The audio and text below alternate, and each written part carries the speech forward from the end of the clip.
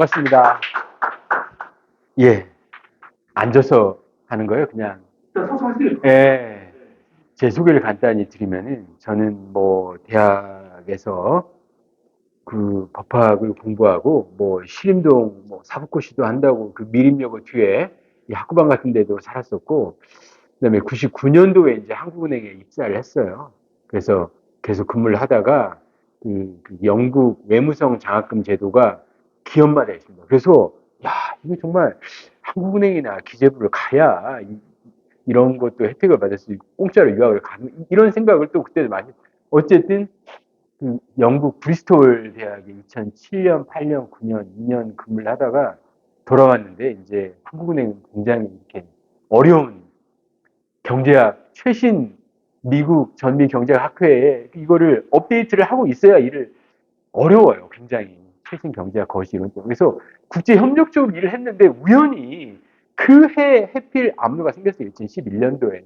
그래서 제가 이제 담당 직원을 그거 원래 IMF 담당이었다가 이제 선임이 쫓아내가지고 아시아로 가라고 했는데 오히려 그게 전화위복이 됐죠. 그래서 여기를 하다가 어플라이를 해서 운 좋게 돼가지고 2012년 2월 달부터 근무를 시작해서 지금 만 12년 6개월이 지났습니다. 그래서 처음에는 압로가 없었어요. 그냥 협력 기구로만 있었고 조약 만드는 거를 관여를 했습니다. 제가. 그래서 압로, 그러면 그냥 뭐 그것도 뭐 우리가 늘상 회사에서 일을 하는 거 똑같습니다. ADB 조약 써놓고 IMF 써놓고 ESM 써놓고 관련되는 조약 한 다음에 다시 비슷한 거 쭉 뽑아서 이거 되냐 안 되냐 비교 분석하고 뭐 우리는 어떻게 할래 이렇게 조약 작업을 할 1년 하다가 그다음에 이제 2013년 4년도부터는 치앙마이 이니셔티브를 발전하고 개발하고 개정하는 그 일만 쭉 해오고 있습니다. 그래서 오늘 아세안 플러스 3 금융 협력이 어떻게 태동을 했고 지금 현재 와 있는가에 대해서 대략 한 30분 정도만 빨리 진행하도록 하겠습니다. 자, 보면은 우리가 IMF 사태를 1997년도에 받았잖아요. 수많은 사람들이 거리에 앉았었고 I am fired. 고통이었습니다. 우리나라 그 민중. 우리 셋째 형이 당시에 동원행 다녔는데 하루아침에 길거리 다녀가지고 97년 내내 데모하러 다니고 그냥 돈도 못 벌고 고생고생을 다 했잖아요. 그런데 30년이 지난 이 시점을 보면은 그 IMF 사태를 blessing in disguise라고 이제 그 후에 미셸 깡드시 이후에 된 그 아이무 총재가 이야기를 해서 성공적으로 구조조정을 해서 일본의 길도 아니고 중국의 길도 아니고 또 우리가 나름대로 이렇게 또 그러니까 그 민중의 고열을 짜서 이렇게 또 구조조정을 하고 발전을 해왔기 때문에 세계 거시경제학 쪽에서는 IMF 사태가 꼭 나쁜 것만은 아니었다라고 하는 게 주요. 근데 그걸 그냥 blessing in disguise라고 표현을 하거든요. 어쨌거나 IMF 97년 말에 우리나라뿐만 아니라 태국, 동남아 전체가 다 고통을 겪었고 가장 큰 문제는 우리는 원시 축적된 자본이 없었기 때문에 골드만삭스나 미국 서방의 돈을 빌렸잖아요. 근데 원래는 그걸 차관으로 빌렸기 때문에 내가 직접 빚지는 건 아니고 정부가 못 갚으면 외채만국론 1970년대 말에 80년대 그런 거 차관의 형태였는데 그 후에는 직접 투자가 오는 거죠. 포트폴리오 인베스트먼트라고 해서 주식 채권에 직접 들어갔다가 나가는 핫머니 뭐 이게 엄청난 규모로 그 자본시장 개방을 해버렸잖아요. 왜냐하면 OECD 가입을 하면 근데 이제 그거 하면은 뭐 우리는 순진하게 잘 믿었죠. 얘들이 우리를 잘 해줄 것이다. 창원을 해줄 것이다. 근데 어느 순간 이게 딱 끊겨버리니까 1년 단위로 짧게 이렇게 이걸 하다가 돈이 막혀버리니까 우리가 이제 돈을 못 구해서 이렇게 된 거고 뭐 일본이 뭘 잘못했다. 뭐 항상 내가 아프면 내가 병에 걸리면 내 잘못도 있고 외부 탓도 있고 남 탓도 하고 내 탓도 하고 결국은 한국 경제 자체의 성장 과정에 문제가 있었고 또 그 미국 놈들이 그렇게 호락호락한 친절한 놈들은 아니었다. 둘 다 문제가 있었다고 평가할 수밖에 없고 어디가 더 잘못했냐? 그건 말할 수 없어요. 둘 다 잘못이다. 이렇게 할 수밖에 없는데 가장 큰 문제가 커런시 미스매치. 우리는 달러를 가져와 가지고 기계를 사버렸어요. 그리고 원화로 대기업한테 줘가지고 공장을 돌리다 보니까 달러를 갚으라고 하니까 이게 순간적으로 안 되는 거예요. 원화로. 왜냐면은 원화 환율은 확 떨어지면 빚을 못 갚는 거예요. 그래서 커런시 미스매치라는 화폐가 달러 원화 이게 안 맞는 게 하나가 있었고 두 번째는 이 외국 애들이 단기로만 롤 오버를 해주잖아요. 차환을 해주잖아요. 1년 단위로 해주고 1년 단위로 해준다. 그래서 어느 순간 얘가 좀 퍼포먼스가 나쁘다. 차환을 안 해주는 거죠. 그래서 만기 불일치라는 말을 써요. 머추리티 미스매치. 이 두 가지 불일치가 있었기 때문에 우리나라뿐만이 아니라 아시아들이 다 고통을 겪었다. 이거를 극복하기 위해서 우리가 위기 상황이 됐을 때 돈을 얻을 수 있는 그런 메커니즘을 우리 스스로 만들자. 왜 그러냐면은 아니 한국은행, BOJ, 뱅크 오브 재팬, 피플스 뱅크 오브 차이나 이거 세 개 합치고 대만은 국가가 아니기 때문에 빼지만 싱가포르, 타일랜드, 필리핀 외환 보유고를 합치면 거의 아세안 플러스 3라고 하는 국가의 외환 보유가 전 세계 외환 보유고의 56%예요. 아니 그러면 그 외환 보유고 중에 일부를 떼어내서 우리가 IMF한테 굴욕적인 조건을 감조하면서 급전 구할 게 아니라 우리 스스로 해보자라고 일본이 이제 그때 나온 거죠. 그래서 큰 틀에서 셀프-헬프 메커니즘, 아시아는 아시아 스스로 돕자. 그런 파이낸셜 세이프티넷, 위기금융, IMF가 하던 일을 우리 스스로 해보자. 여기 파이낸셜 세이프티넷은 IMF가 돈을 빌려주는 거고 IMF가 1년마다 전 세계 190개 국가를 다 돌아다니면서 경제 경찰을 하고 있지 않습니까? IMF는 당연히 그 미국 재무부의 손아귀에 있는 거고 85% 이상을 갖고 있으니까 우리끼리 서베일런스도 해보고 돈도 위기금을 할 수 있도록 만들어보자. 이걸 하나를 만들었고 그다음에 이제 미니마이즈 머추리 그렇게 위기 상황에 가기 전에 만기 불일치나 화폐 불일치를 우리 스스로 해보자. 그러면은 달러로 채권을 발행하지 말고 LCY는 여기서 이제 로컬 커런시입니다. 동아시아 국가의 채권, 예를 들어서 라오스가 태국 바트와 채권을 발행하는 거예요. 왜냐하면 댐 만들어야 되니까.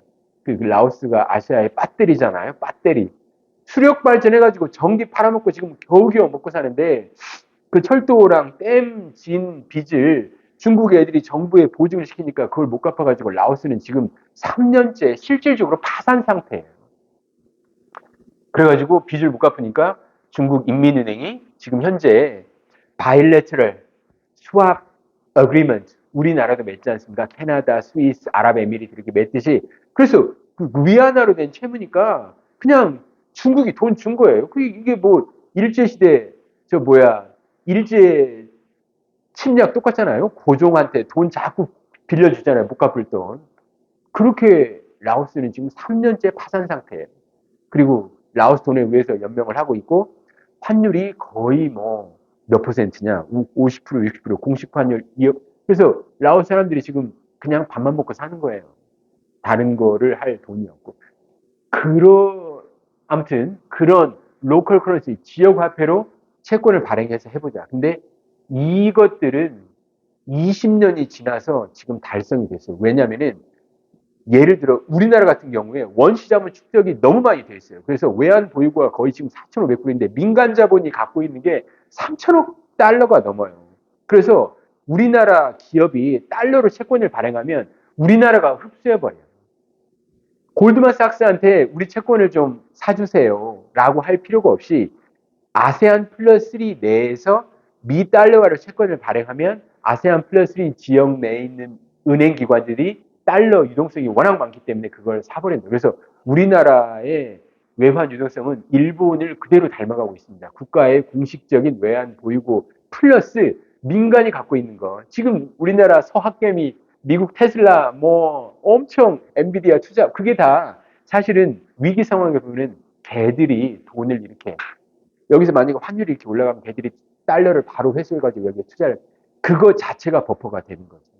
그런 식으로 지난 25년 동안 한국 경제 자체가 또는 일본은 그대로 잘 나가고 중국이랑 이런 데 외환 보유액이 엄청나게 늘어버려서 자체 역량이 많이 커져버린 상태입니다. 그래서 이 minimize maturity and currency mismatch 이 문제는 이걸로 인해서 일단락이 됐어요. 어느 정도. 근데 이제 원래 이 본드마켓 이니셔티브는 이렇게 각국의 채권 발행 이런 걸 규정을 하자고 하는데 안 돼요. 절대로 될 수가 없어요. 왜냐하면 EU랑 달리 아세안 플러스 3에서는 도저히 각 국가 간의 이해관계가 합치가 안 되기 때문에 우리는 가장 낮은 수준의 협력만 하고 있는 거고 그게 파이낸셜 세이프넷 서베일런스. 당장 내가 무슨 내국 규제를 바꿔야 될 건 아니고 그냥 갯돈 부어가지고 내가 위기에 처하면 돈을 받을 수 있는 그 시스템만 만들어요. 그래서 아세안 플러스 3 파이낸셜 코어퍼레이션 이 전체가 뭐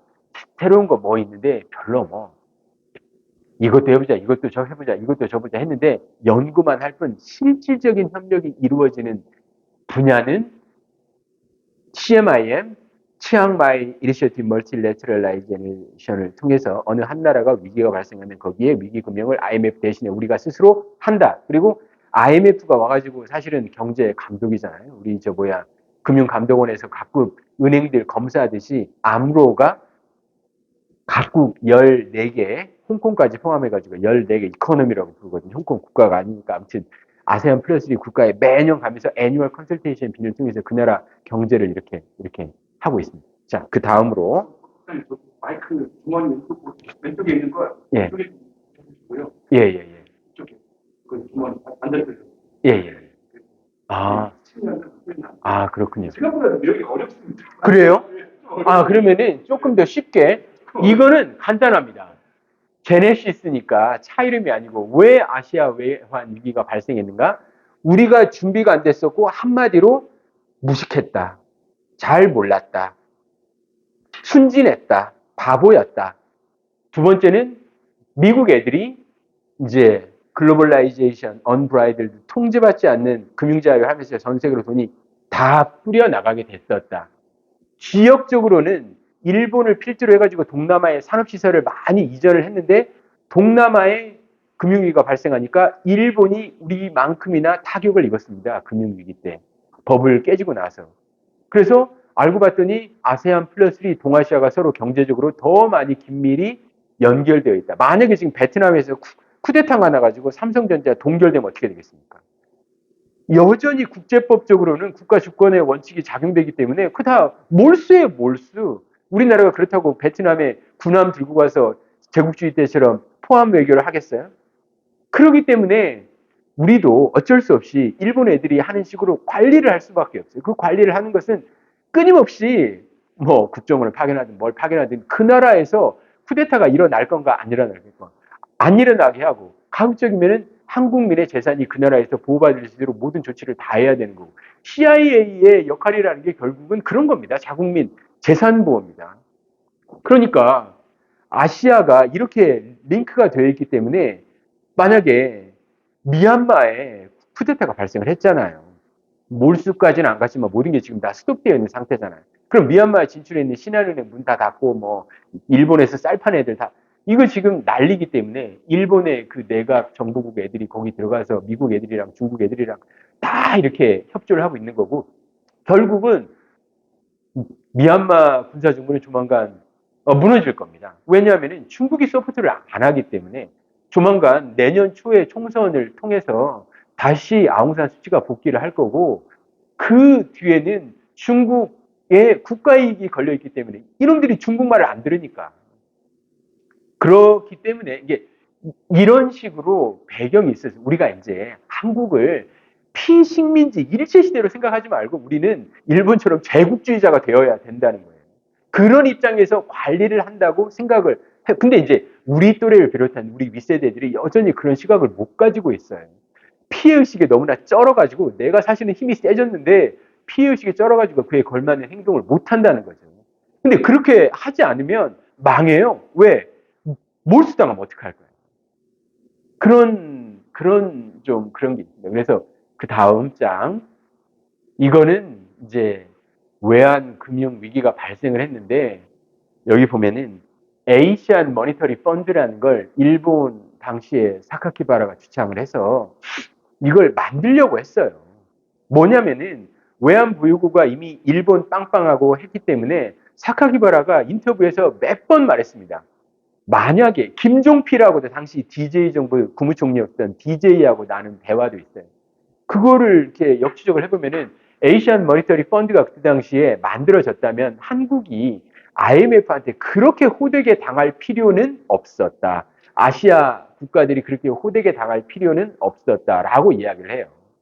그러니까 이제 우리가 또 뭐 반일 강점 때문에 일본의 미즈호, 뭐 미쓰비시 이런 놈들이 돈을 다 참 그런 걸 떠나서 큰 틀에서 보면은 이런 이야기가 있었는데 미국이 반대했습니다. 첫째, 너네들끼리 돈을 줘버리면은 IMF는 아니 네가 저 뭐야 건강하게 운동도 열심히 하고 다이어트도 잘 하고 그렇게 하기를 바라고 컨디셔널티를 부여한 거다. 무슨 쓸데없는 규제 이런 거 이렇게 만들어가지고 경제 정책을 하니까 너네가 응? 문제가 생긴 거다. 근데 이렇게 쉽게 돈을 얻어버리면 너네들이 가지고 있는 내부의 문제를 해결하지 못할 것이다. 그것은 결국 시장 개방이고 뭐 오픈하고 우리가 그때는 극렬하게 저항을 했어요. 동네 빵집 파리바게트에 오픈한 게 이게 어떻게 가능할 법이냐. 동네 빵집은 지키자고 했는데 이것도 참 철학적이고 어려운 문제인데 옛날 사람 생각에 의하면은 그렇게 해서는 안 되는 거죠. 근데 미국 애들이 보기에는 미국 자본이 들어가 있는 어느 펀드가 파리바게트에 투자했고 뚫레줄에 투자했는데 얘가 빵집을 더 확장을 못해. 그러면 이건 내국 문제고 너네가 그 네오리버럴리즘 신자유주의에 맞지 않게 규제를 쓸데없는 걸 하고 있는 거다. 그거 없애라. 다 없애요. 노동 규제 해고도 뭐 일정 조건에서 할 수 있게 하고. 그러니까 신자유주의적인 그때 당시에 이제 우파에서는 개혁 조치를 하고 이쪽에서는 개혁이라고 했는데 DJ가 그걸 받아들였지 않습니까? 이게 제가 다시 한번 말하지만 블레싱 인 디스가이즈인데 그때 당시에 수많은 사람들이 고통에 빠졌는데 결국은 체질을 개선하고 한국 경제가 되어갈 수 있는 그런 발판이 되었다라고 보는 시각이 더 우세해요, 지금은. 그러니까 우리나라 참여연대나 이렇게 운동권, 구운동권 386들이 바라보는 관점이 좀 낡은 게 많아요. 왜냐하면은 우리가 우리 것만 지켜가지고는 돈을 벌 수가 없어요. 이제는 공격적으로 나가야 되거든요. 인도네시아 만약에 방송 규제를 통해서 한알령을 내세우면은 우리는 이건 WTO 위반이고 너네 우리 FTA 한 거 위반이라고 그걸 하지 못하게 해야 이게 맞는 거거든요. 근데 우리는 막으면서 여기 스크린 쿼터가 옛날에는 좋았던 거잖아요. 근데 지금은 우리 입장에서 스크린 쿼터를 하면 안 되는 거예요. 왜냐면 한국 영화가 인도네시아에 안 걸리니까. 그러니까 그 외국에서 봤을 때 그런 멘탈리티가 너무 다르다. 이거를 좀 똑바로 인식을 해야 된다. 그런 얘기를 저는 참여연대나 그 민노총이나 이런 사람들 만나면 좀 해주고 싶어요. 아무튼 그런 에이시안 모니터리 펀드가 있고 이 수많은 걸 걸려서 여기에 이제 나옵니다. 그러니까 에이시안 모니터리 펀드를 일본이 하려고 했는데 좌절되니까 미국의 반대로 일본이 뒤로 빠져버립니다. 그래서 마닐라 프레임워크라는 걸 미국 주도로 했었는데 US 프로포즈 그죠? 야 달게 준다고 미국 애들이 이걸 만들었는데 하나도 효과가 없어. 우리가 감시당하는 느낌이야. 아시아 사람들은 그때 당시에는 이제 저 뭐야 반제국주의 모드 미국이 나쁜 새끼들 그런 모드로 있다가 일본한테 다시 또 당근을 줬어요. 너네끼리 해봐라. 그래서 이 CMI라고 하는 것은 원래 AMF를 만들려고 했는데 이게 성취가 안 되고 하프 베이크드로 자체 펀드가 없어요. 중앙은행끼리 그때그때 돈을 준다. 이렇게 만들어진 거거든요. 자, 사카키바라라고 하는 일본 재무성의 비저너리가 추진하려고 했던 AMF는 결국은 일본은행 총재 ADB 총재하다가 구로다가 타협을 통해서 CMI를 만들어내고 이거는 그냥 이렇게 계약이 여러 개거든요. 한국하고 동남아하고 일본하고 동남아하고 이렇게 맺혀진 건데 이거를 단일 계약으로 2010년도에 만들어집니다.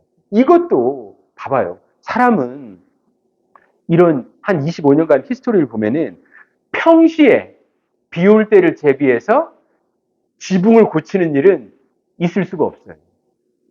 이게 2004년, 5년, 6년, 7년 계속 논의를 했는데 안 되다가 결국은 글로벌 금융위기가 터지니까 이게 타결이 된 거예요. 사람은 맞아야 움직인다. 미리 알고 그래서 fix the roof while the sun shines 이런 그 영어 속담은 속담일 뿐이고 현실에서는 하나도 이루어지지 않습니다.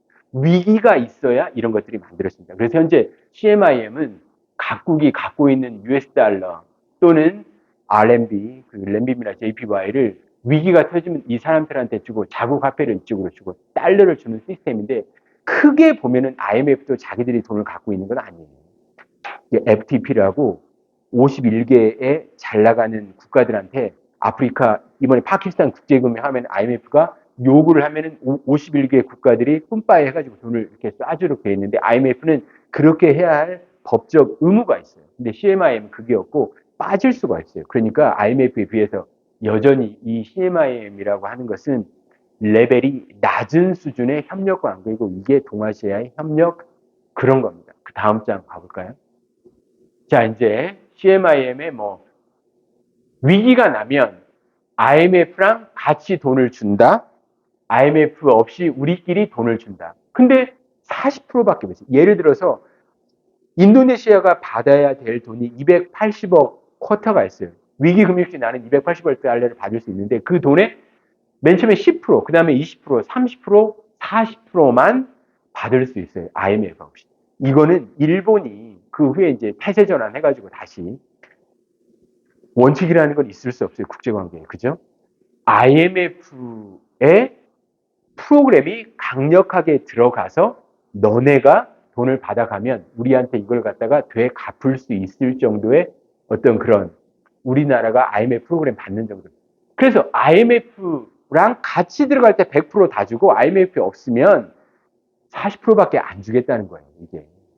왜 그러냐면 우리가 암노라는 서베일런스 기구를 만들었어요.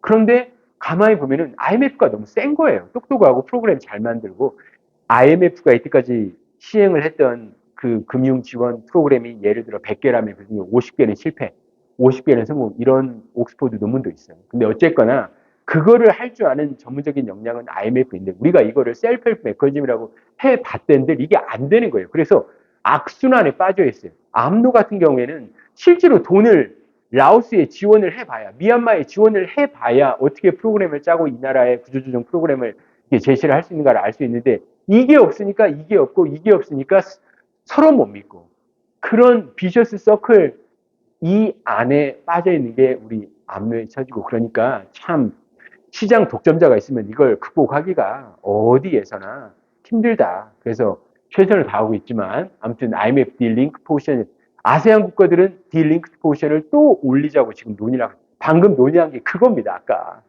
딜링크 포션 리뷰해서 회의한 게. 그래서 뭐 위기 예방용으로 돈을 쏴줄 수가 있고 금융위기가 나면 직접 돈을 쏴줄 수가 있고 이건 이제 자연재해가 발생하면은 코로나 같은 것이 발생하면 돈을 줄 수 있고 그런 퍼실리티가 있다. 그리고 이제 텀스토퍼라고 옛날엔 라이보, 리보를 썼었는데 리보는 다 없어졌죠. 왜냐면 바클레이스가 옛날에 조작해가지고 그래서 지금 이제 미국이 주도하는 텀스토퍼 가져가서 사실 그래서 달러 국제금융시장 미국의 장악력이 더 세졌어요. 미국에서 이제 금리도 다 좌지우지 해버리니까 그전에는 영국에서 했었는데 그런 상황이 됐습니다. 어쨌거나 이런 CMIM이 지금까지 한 번도 안 쓰였는데 지금 한국은행 총재 이창용 아시아 태평양 국장이 IMF에 근무할 때 미얀마가 그때 아웅산 수치가 집권하고 있을 때 미얀마의 구제금융을 같이 들어가자고 이야기를 했어요. 왜냐하면 CMIM도 갖고 있어서 뭐 할래? 우리랑 같이 써보자 했는데 일본이 내부적으로 반대해 버렸어요. 왜냐하면 내가 미얀마에 돈 주면 돈 뜯길까 봐. 못 돌려받을까. IMF는 근데 들어갔어요. 이게 좀 보면은 항상 어려운 문제입니다.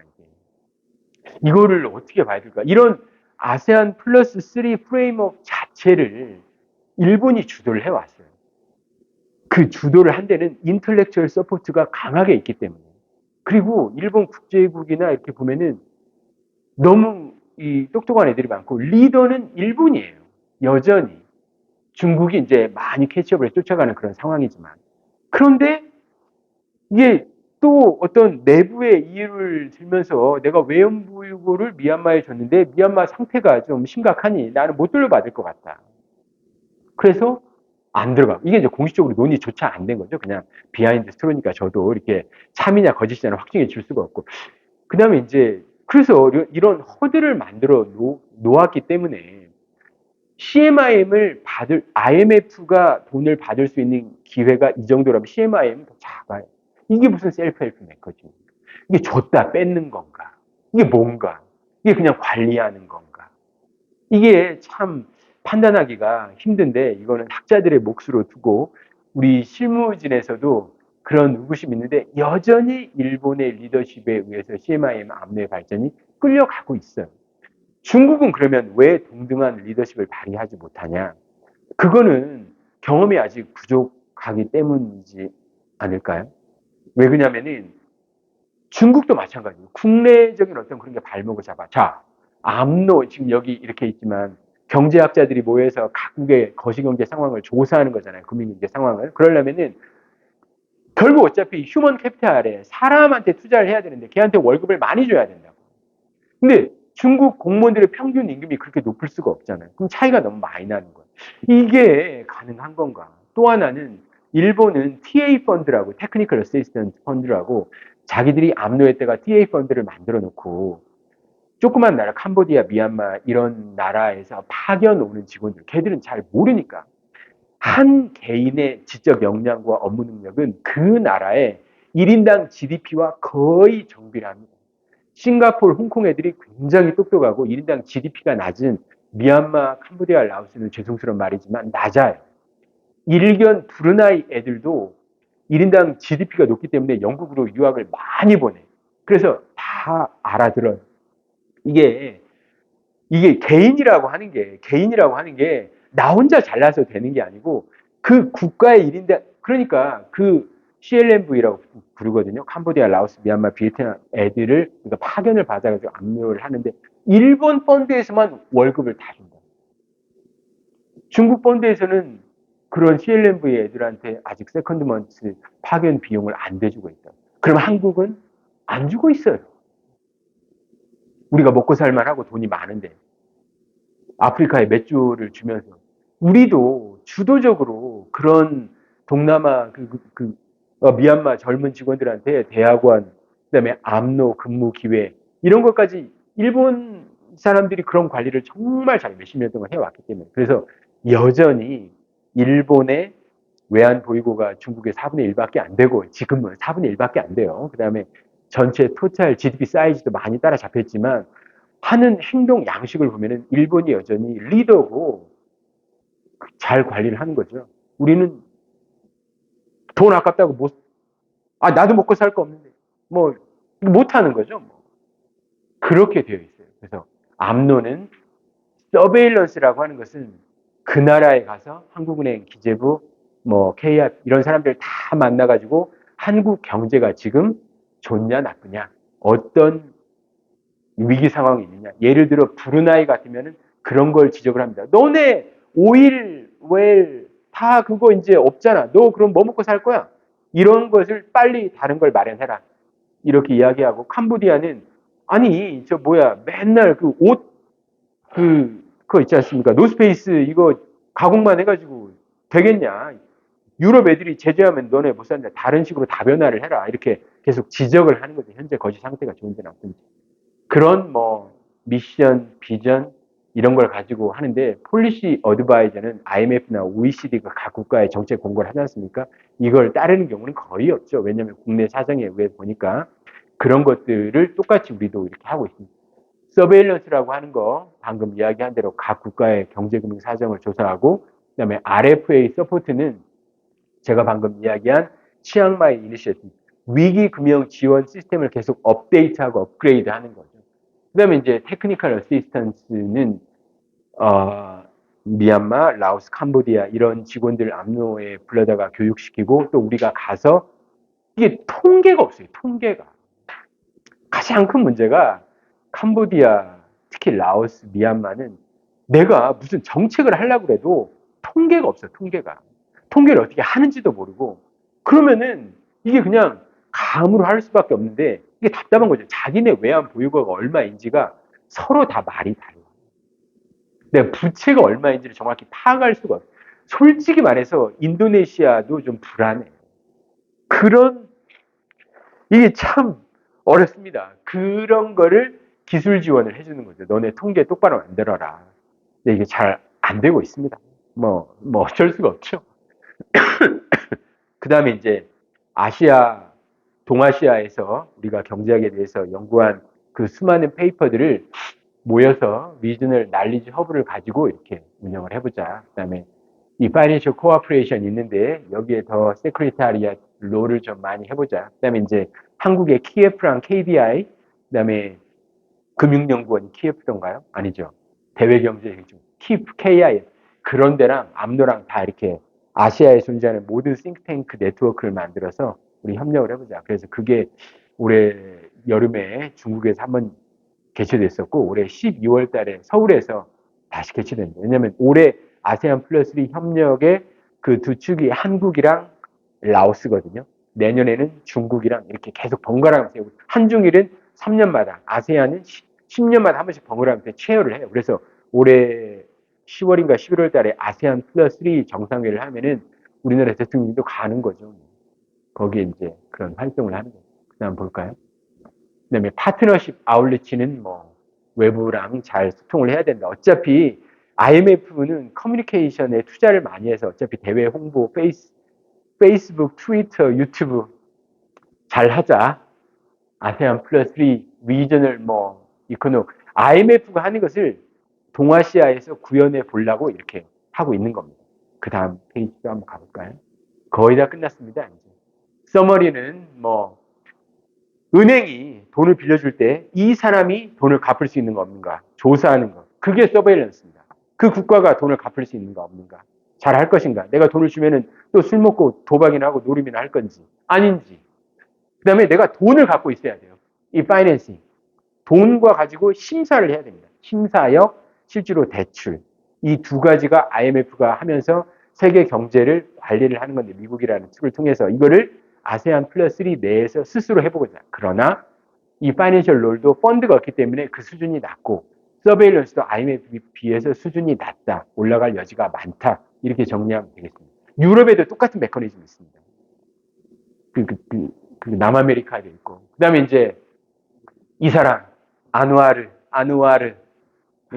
참 다사다난한 그런 걸 갖고 있었는데, 마하티르의 총의 애제자였죠, 이 양반이요.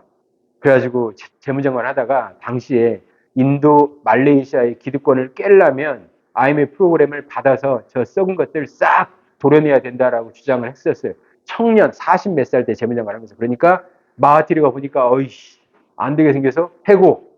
그러면 정치적으로 밖에서 동성애로 감옥 들어가고 온갖 걸 하다가 이렇게 됐는데 그때 아누아르가 생각했던 것은 IMF의 힘을 빌어서 말레이시아의 썩은 부위를 도려내는 룩 이스트를 하면 뭐예요? 다 부정부패 때문에 실패하는. 말레이시아가 실패한 이유는 간단해요. 스스로 기술 개발을 안 했어요. 발전소를 지면은 지멘스에서 사와 버려요. 우리는 한국중공업이나 이런 걸 통해서 만들잖아요. 그래야 부가가치 나오는데 내가 뭐 하려고 힘들게 공부를 해? 그냥 사와서 우리 자국민들 착취만 하면 되는 거예요. 그러니까 국내적으로 사업이라고 갖고 있는 게 맨날 인도미 같은 걸 하잖아요. 고부가가치 산업이 없어요, 동남아에. 기술 공부하는 게 힘드니까. 그래서 이제 여러 이론 중에 하나는 게으른 자본가예요. 게으른 자본가. 부동산 갖고 있는 애들. 게으른 자본가. 개인 부자들은 500, 포춘 500 많아. 근데 500 들어가는 기업은 없어요. 한국은 좀 우리가 옛날에는 독점재벌 타도가도 부르고 다 했었는데 한국 독점재벌은 87년 이후에 끊임없이 노력을 해가지고 스스로 부지런한 자본가예요. 부지런한 자본가. 기술 개발을 만들고 자기 브랜드를 가지고 전 세계에 팔아먹기 때문에 애플 150만 원짜리 원가 50만 원입니다. 100만 원은 애플 애들이 가져가요. 중국 박스콘은 그 몇 푼 못 받아가요. 근데 우리는 독자 브랜드로 팔기 때문에 부가가치, 그래서 1인당 GDP가 3만 달러 넘어가고 이렇게 올라온 거기 때문에 그거를 간과해서는 안 됩니다. 말레이시아 동남아의 최대 문제는 기술 개발을 안 하고 교육 시스템이 낮고 인적 자원이 너무 낮기 때문에 어떤 새로운 걸 할 수가 없어요. 이카머스 아무나 하잖아, 솔직히 말해. 구글에 가면 그 코드 다 있잖아요. 조합하면 되잖아요. 스스로 한 게 아니잖아요. 스스로. 그런 문제가 있어요. 근데 아누아르는 옛날 말레이시아 학생연합 전대협 의장이었어요. 말레이시아. 70년대 이슬람 학생연합. 이슬람 정신으로 해가지고 저 썩어 빠진 중국 자본계 이거 다 쓸어버리잖아요. 이렇게 해서 해가지고 정치적 필요에 의해서 마하티르가 쓰다가 버리고 다시 보니까 여전히 반서방주의가 너무 세요. 그래서 일본이 주창했던 에이시안 머니터리 펀드를 아누아르가 다시 주창을 하고 있어요. 여기에 이창용, 리창용 한국은행 총재도 현재 CMIM은 너무 수준이 낮다. 좀 업그레이드 하자. 펀드를 만들어 보자. 그래서 한국은행도 지금 열심히 이걸 노력을 하고 있는데 원래 이거를 주장했던 일본, 25년 전에 일본하고 지금의 일본은 또 처지가 다르죠. 뜨뜻미지근합니다. 지켜보자. 왜? 다른 이유가 있겠죠. 어차피 지분이고 중국이 너무 커지고 또 아시아에 내가 그렇게까지 이렇게 할 필요가 있을까? 늘 입장은 바뀝니다. 그때그때 상황에 따라서. 그래서 어떻게 될지 모르겠어요. 그래서 지금 페이딩 캐피탈을 열심히 노력을 하고 있는데 내년도에 일본인 암노 소장이 오면은 다시 또 이게 좀 재조정될 가능성이 있기도 하고 아무튼 CMIM의 협력 수준이 낮기 때문에 이게 이제 조인트 스테이트먼트라고 여전히 올해 조지아, 그루지아 또 트빌리시에서 이런 성명을 냈어요. CMIM 말고 페이딩 캐피탈을 만들어서 우리도 유럽이나 라틴 아메리카 또는 IMF도 좀 센 기구를 만들어 보자 지역적으로. 근데 썩 그렇게 이게 잘 될까 안 될까 좀 지켜봐야 된다 이렇게 말씀을 드리겠습니다. 제가 이거 말씀한 것 중에 제가 현직이기 때문에 확인해 줄 수 없는 정보도 많고 그다음에 이제 일본의 입장이나 중국의 입장은 그냥 제 개인적인 생각으로 이야기를 하기 때문에 암노의 입장하고는 전혀 상관이 없고 또 이렇게 다른 의견이 있으면 저한테 주시면은 제가 또 답변을 해 드리도록 하겠습니다. 이상. 예, 감사합니다. 예, 예, 예.